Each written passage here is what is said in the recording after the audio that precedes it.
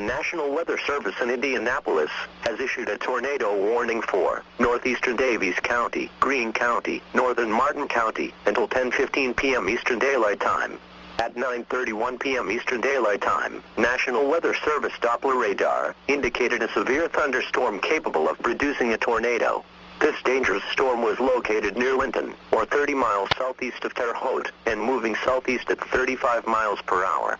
In addition, at Midland, rotating wall cloud was reported by train spotters at 9:30 p.m. Eastern Daylight Time with this storm. This storm has a history of producing ping-pong-size hail as well. Locations impacted include Bloomfield, Worthington, Swift City, Lyons, Newberry, Crane, Burns City, Owensburg. Take cover now.